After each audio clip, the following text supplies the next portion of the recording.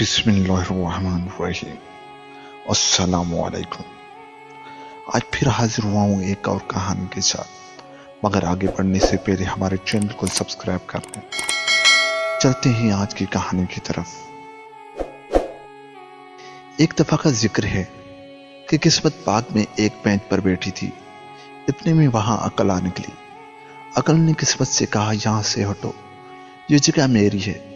किस्मत को यह बात बहुत बुरी लगी। उसने गुस्से से कहा, मैं तुम्हारे लिए एक जगह खाली कर दूं? आखिर क्यों?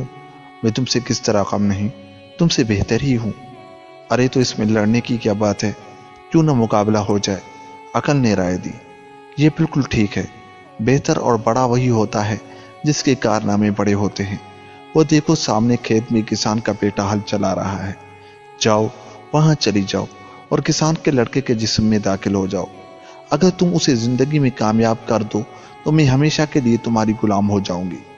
जब और जहां तुम्हारा सामना होगा, मैं अपना सर नीचे करके तुम्हारा रास्ता छोड़ दूंगी। किस्मत अकड़ कर बोली। अकल ने किस्मत की यह तजवीज मंजूर कर ली और जाकर किसान के लड़के के जिस्म में दाखिल हो गई। किसान के बेटे को यकायक ये महसूस हुआ कि उसमें कोई तब्दीली पैदा हो गई है। वो सोचने लगा।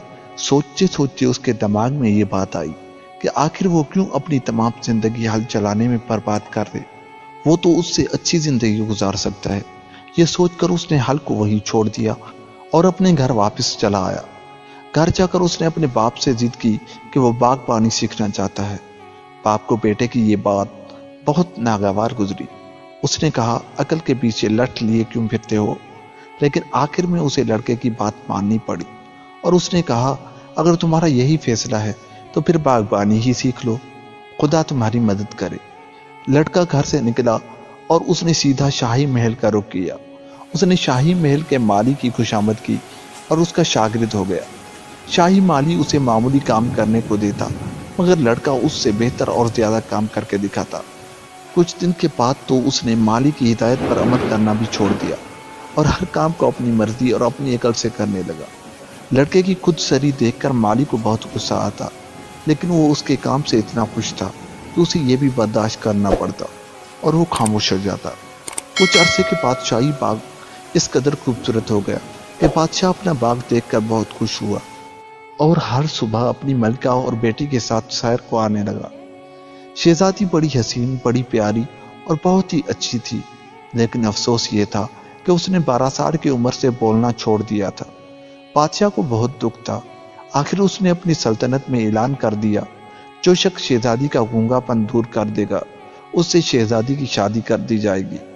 उस ऐलान के बाद कई नौजवान बादशाह, खूबसूरत और ज़हीन शहजादे और बड़े बड़े नामवर सिपाही बादशाह के दरबार में किस्मत आजमाई के लिए आए, मगर वो सब नाकाम लौट गए। कोई भी शहजादी को बोलने के लिए मजबूर न कर सका। बादशाह के बाग में माली का काम करने वाले लड़के ने सोचा, मैं भी कोशिश क्यों ना करूं, शायद कामयाब हो जाऊं। वो दरबार में पहुंचा और उसने बादशाह के हुजूर में अपनी दरख्वास्त पेश की। बादशाह लड़के को और अपने साथियों को लेकर शहजादी के कमरे में गया। शहजादी के पास एक छोटा सा कुत्ता था जिसे वो बेहद चाहती थी। वो इतना होशियार था कि छोटे से छोटा इशारा भी समझ लेता था। कमरे में जब लड़का बादशाह के साथ दाखिल हुआ तो उसने ये जाहिर किया गोया उसने शहजादी को देखा ही नहीं। वो जाते ही कुत्ते से बातें करने लगा। पल्लू, मैंने सुना है कि तुम बड़े होशियार और ज़हीन हो। मैं तुमसे एक मशूरा लेना चाहता हूँ। सुनो, एक सफ़र में हम 3 साथी थे, एक बुत तराश, दूसरा दर्जी और तीसरा मैं। हम एक घने जंगल से गुजर रहे थे कि रात हो गई और हम वहीं रात गुजारने के लिए रुक गए। तय हुआ कि बारी बारी हम लोग जागेंगे और अपनी हिफाजत करेंगे। सबसे पहले बुत तराश की बारी आई। वक्त गुजारने के लिए उसने एक नौजवान लड़की का बुत तराशना शुरू किया। जब उसने बुत तराश लिया तो उसने दर्जी को जगाया कि अब वो बहरा दे।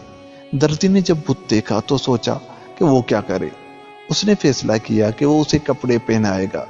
दर्जी यही काम कर सकता था, इसलिए उसने उस बुत के लिए कपड़े सीने शुरू किए। जब कपड़े मुकम्मल हो गए तो उसने बुत को वो कपड़े पहना दिए। उसके बाद उसने मुझे उठाया और कहा, देखो, बुत तराश ने लड़की का बुत बनाया है, मैंने उसे कपड़े पहना दिए हैं। मेरा वक्त भी गुजर गया, अब तुम्हारी बारी है। तुम अगर वक्त गुजारना चाहते हो तो उसे बोलना सिखा दो। میں نے پوری کوشش کی اور آخر کامیاب ہو ہی گیا۔ صبح کو جب دونوں ساتھی اٹھے تو انہیں یہ دیکھ کر حیرت ہوئی کہ لڑکی بول رہی ہے۔ انہوں نے بھی اس پر اپنا حق جتایا۔ اب تم فیصلہ کرو کہ وہ لڑکی ہم میں سے کس کی ہونی چاہیے۔ کتا تو کیا جواب دیتا۔ شہزادی یکایک بول پڑی، تم ہی لڑکی کے حقدار ہو۔ بت تراش کا بے جان بت بیکار ہے، اور درزی کے لباس کا کیا فائدہ۔ تم نے اسے زبان دی، اس لیے لڑکی تمہاری ہونی چاہیے۔ آپ نے اپنا فیصلہ خود کر دیا، لڑکا جوش میں بولا۔ میں نے آپ کو زبان دی، اب آپ میری ہیں۔ یہ سن کر بادشاہ بہت پریشان ہوا کہ کس طرح اپنی بیٹی کی شادی ایک مالی سے کر دے۔ اس نے اپنے ساتھیوں سے مشورہ کیا۔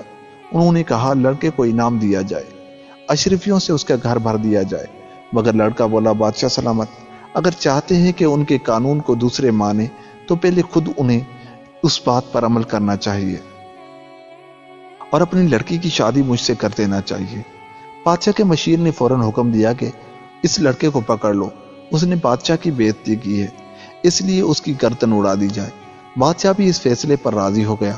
لڑکے کو شہر کے باہر لے جایا گیا اور قتل کرنے کی تیاری کی جانے لگی۔ وہاں قسمت کڑی اس کا انتظار کر رہی تھی۔ اس نے آہستہ سے عقل سے کہا، دیکھ لیا تم نے اسے موت کے گھر تک پہنچا دیا، اب اس کا خاتمہ ہونے والا ہے، اب تم باہر نکلو اور مجھے اندر آنے دو۔ جیسے ہی قسمت اس لڑکے کے جسم میں داخل ہوئی تو تلوار لڑکے کے سر پر لگنے کے بجائے ایک پیڑ پر پڑی اور اس کے دو ٹکڑے ہو گئے۔ ابھی جلاد کے لیے دوسری تلوار کا انتظام کیا جا رہا تھا کہ شہر کی طرف سے ایک جلوس آتا دکھائی دیا۔ اتنے میں شاہی قاصد آگے آ گیا اور اس نے بتایا کہ بادشاہ نے اپنا ارادہ ملتوی کر دیا ہے اور اب لڑکے کی شادی شہزادی سے ہی کی جائے گی۔ اس تبدیلی کی وجہ خود شہزادی تھی، جس نے اپنے باپ سے کہا کہ انہیں اپنی بات پر قائم رہنا چاہیے اور اس لڑکے کو شہزادے کا رتبہ دے کر اونچا اٹھانا چاہیے۔ لڑکے کو شاہی محل لے جایا گیا اور اسے شاہی اعزاز بخشا گیا۔ چند روز کے بعد شہزادی سے اس کی شادی کر دی گئی۔ شادی کے جلوس میں عقل بھی کھڑی تھی۔ اس نے قسمت کو دیکھتے ہوئے اپنا سر جھکا لیا اور وہاں سے ہٹ گئی۔ کہا جاتا ہے کہ اس دن سے عقل قسمت کو دیکھ کر پیچھے ہٹ جاتی ہے۔ ملتے ہیں کسی اور ویڈیو کے ساتھ، تب تک کے لیے خدا حافظ۔